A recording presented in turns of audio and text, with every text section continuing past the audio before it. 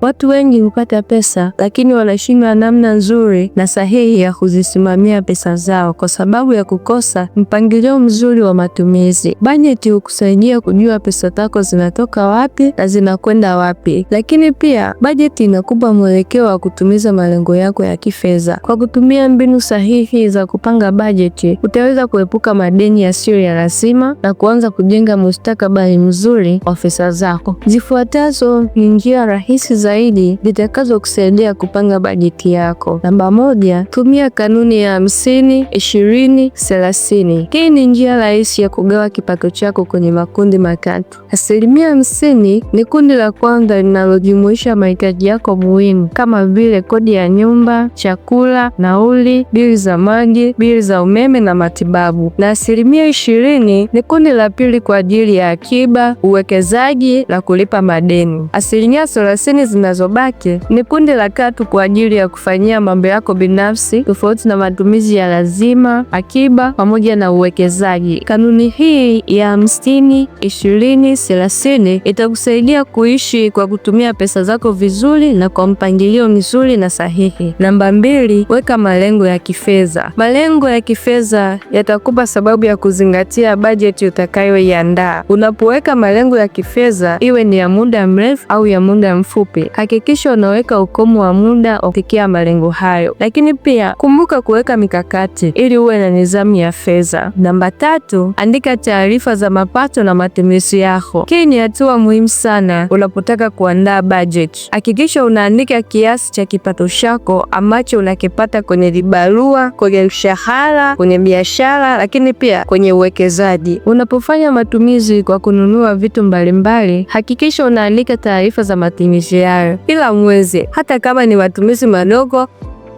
Hii itakusaidia kujua wapi pesa zako zinakwenda. Kama unapenda kujifunza kuhusu biashara, ujasiriamali, uchumi, uwekezaji na kujitegemea kifedha, subscribe sasa kwenye channel hii ili upate maarifa ya biashara, ujasiriamali, uchumi, uwekezaji na kifedha kila kinapoupload video mpya, kwa sababu kila video ni fursa ya kujifunza kitu kipya ili tuendelee. Namba 4, jiandae kisaikolojia. Kupanga budget ni kubadilisha tabia ya kubadilika na kuacha tabia ya kununua kila kitu unachokiona mbele yako. Jifunze kusema hapana na kutumia sheria ya masaa 48 kabla ya kununua vitu ambazo havikuwa kwenye bajeti yako. Masaa 48 yatakusaidia kujua hicho kitu unachotaka kununua, kama kina ulazima au hakina ulazima.